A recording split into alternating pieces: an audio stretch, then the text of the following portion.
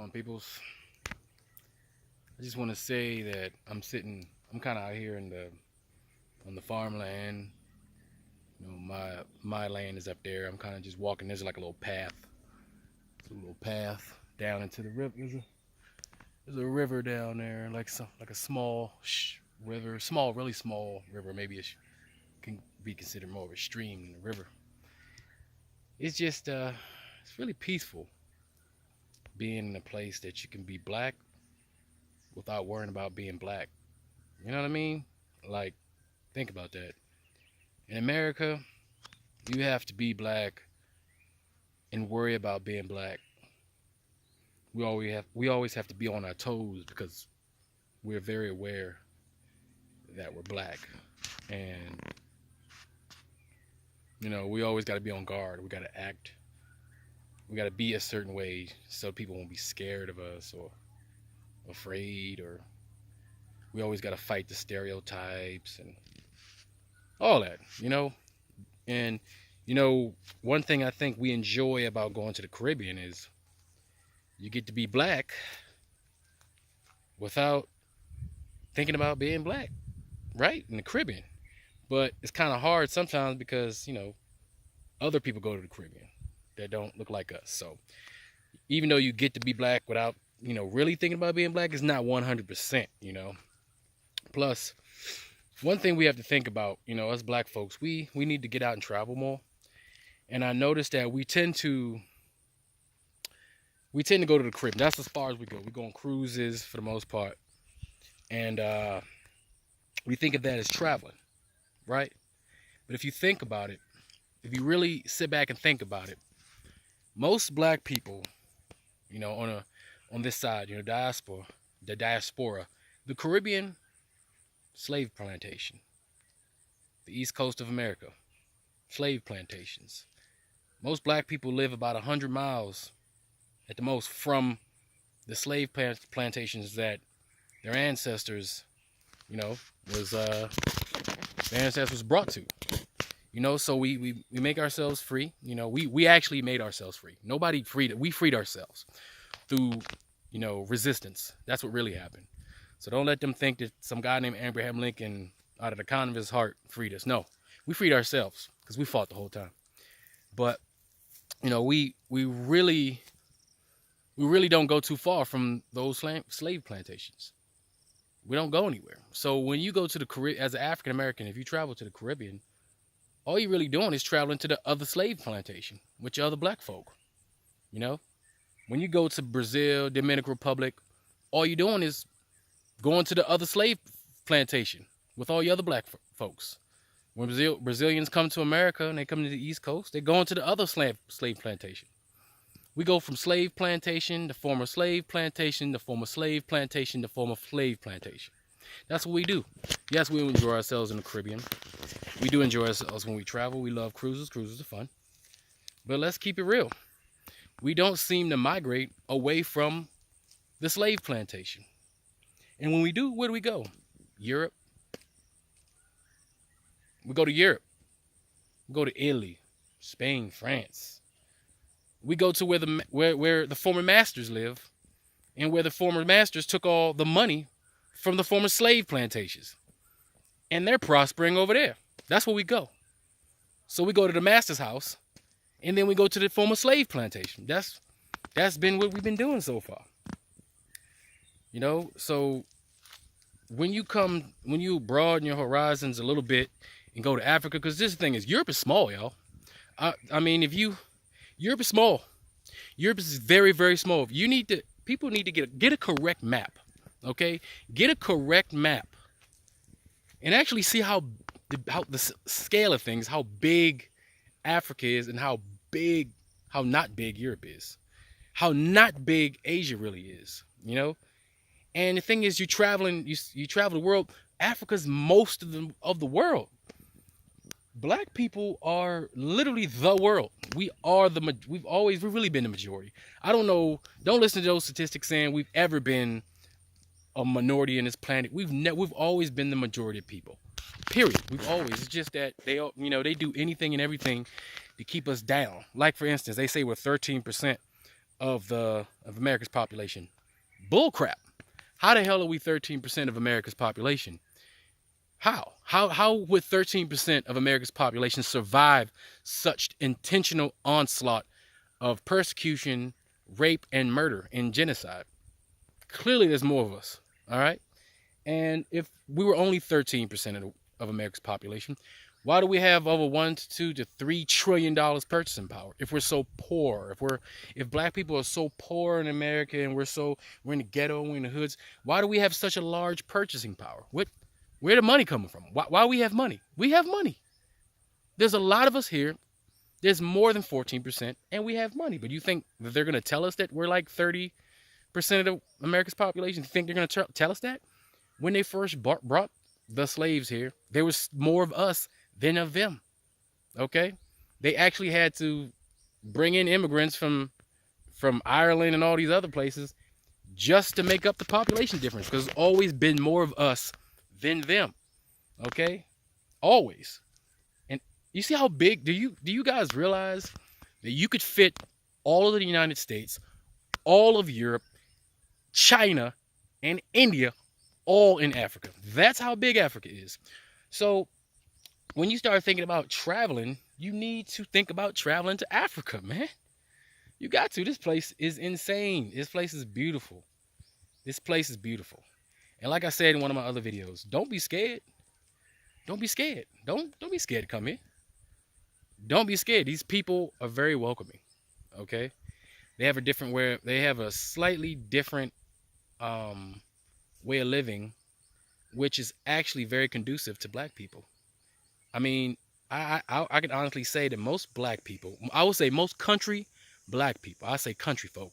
All right, we talking about folk who live on, who know about the country, could easily move here and not skip a beat, culture wise, or anything. You won't skip a beat. You won't miss nothing. You will have everything and then some here.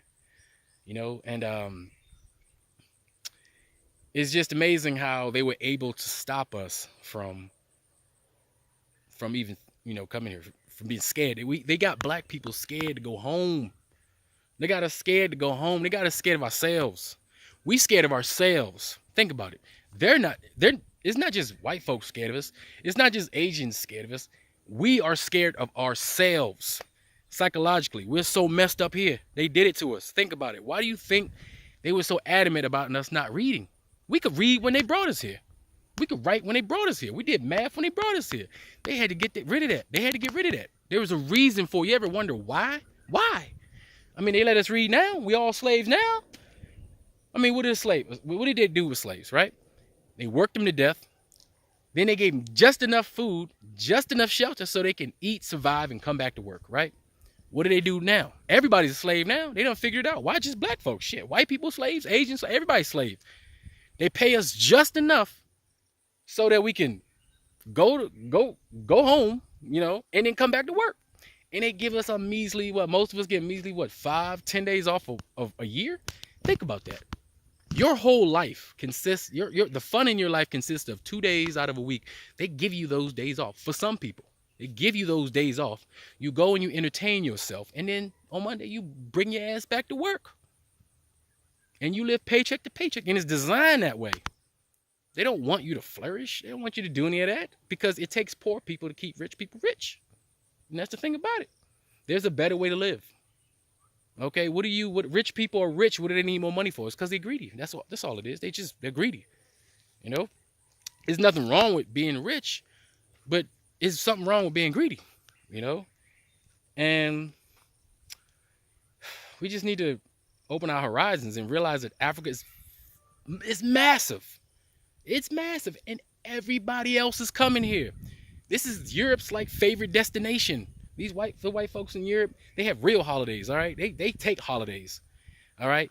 And they come here. Why? Because they love the people, they love the culture, they love it all. Okay, we should love it too. If they love it, Asian people here, they love it.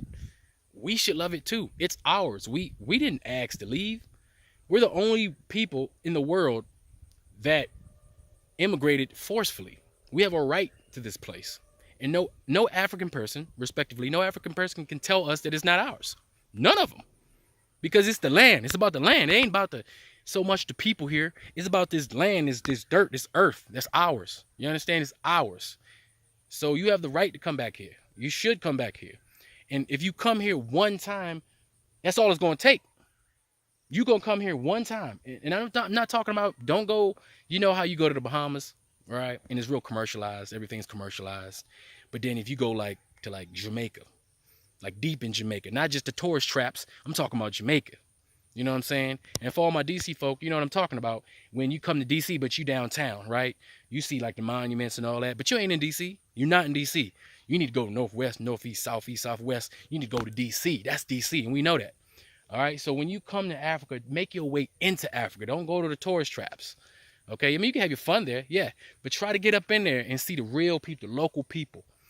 Have a meal with them. You know, they invite you in. Have a meal with them. Sit down, talk.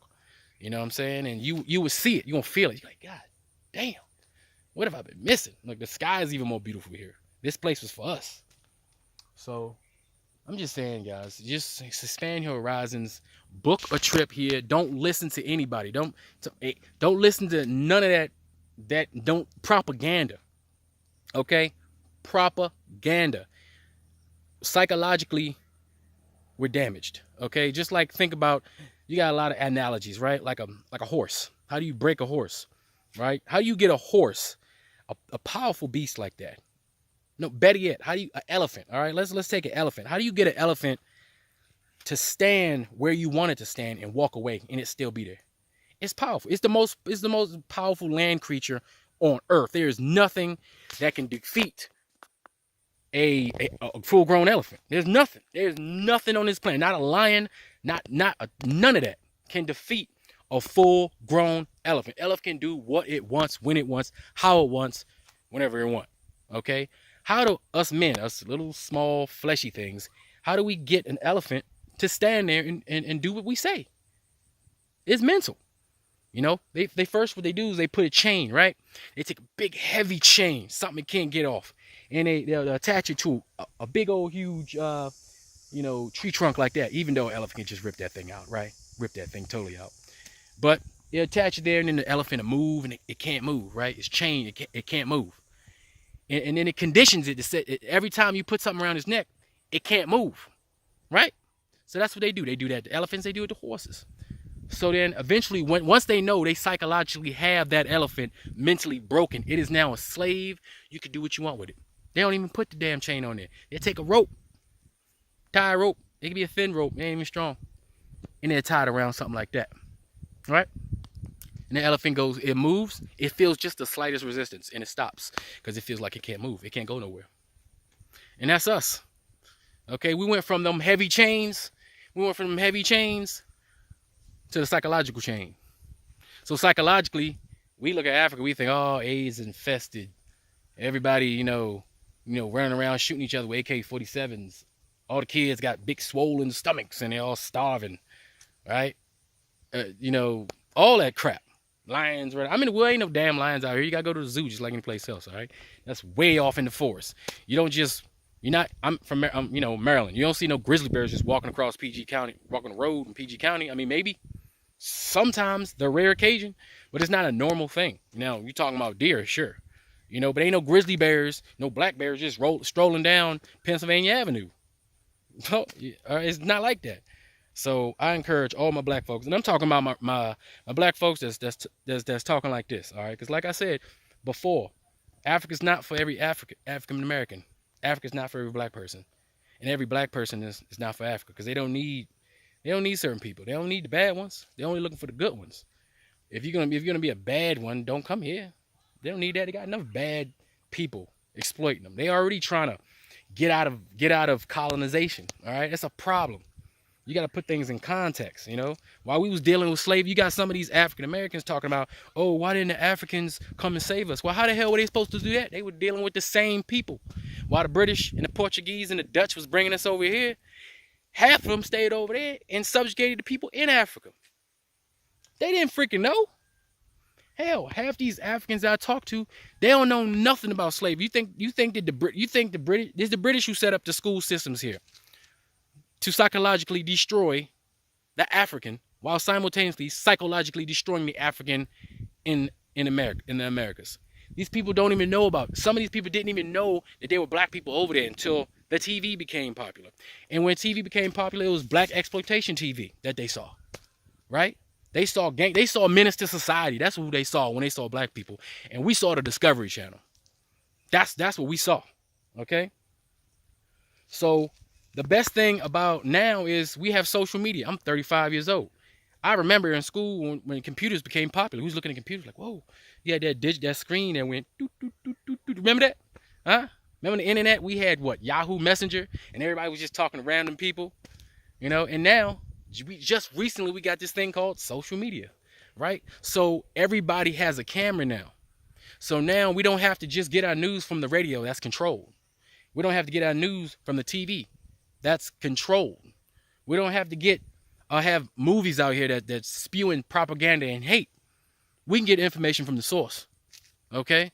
So now you can go on YouTube and you can type in Africa and you'll find one or two things, right? And every month you're starting to see more of Africa and it's starting to look different, right? So now you're starting to say, oh, they got cities? Yeah. Oh, they got roads? Yeah. Oh, they got this, they got that? Yeah. You know? So now the person, the individual can show you what's really going on. And the same thing's happening all around the world. You know, it ain't just us. It's happening all around the world. Social media is making it so people can start disseminating real information and we can get around, you know, the propaganda. And it's so bad. And the thing is, these old leaders, let me tell you something. These old leaders, we talking about the African ones, these 70-something-year-old freaking warlords that, you know, want to live back in the old days when they could control the masses with religion and propaganda. They just say one thing up, everybody believes it. Same thing in America. Look our political system. Look at the Senate and in the House. You're talking about 60, 70-year-old people. But then when you vote that one person in, right? You vote that one president, you're like, oh yeah. What do you think that president's going to do when they got to deal with over 200 old career politicians that been doing it for 30, 40, 50 years? You ain't going to get no change if you still got them old geezers in there. Same thing in Africa. You got somebody, I think is in Libya, not Libya, well, one of them countries in North Africa. You got a 90-year-old wheelchair-bound, blind and sick man that's the president that want to run again. Come on, man. The people protesting, all right? The people protesting because they know it's bullshit now because they have the technology. They have the know-how. You know, they know what's up and they know what they want. The youth, they're tired of it, and they have they have the power of information. The pen has always been mightier than the sword, right? The pen represents information. Information is powerful, okay? And these old people, they don't know how to handle it. They don't know how to use social media. They don't know how to do it. They're trying to cut off the internet in certain African countries because they don't like how to chatter. They see all this chatter going on, and they see people are galvanizing together, getting together, they're grouping together, and they're making things happen because they can communicate now. They don't need the government. So they try to cut the internet off. But guess what? They got it twisted because these young people, they get around all that. You can't cut the internet off. It's impossible to cut that off. You can try, but young folks are smart. They know how to get around all that. They'll find a way to get back online. And here's another thing these old folks don't know. See, if they were smart, they would keep the internet on. At least they can monitor the chatter. You see, when you can't hear nothing, you don't know what's going on. You think these young folks can't communicate without the so-called, you know, standard internet? No, they're still talking, they're still chattering because they're about to take over.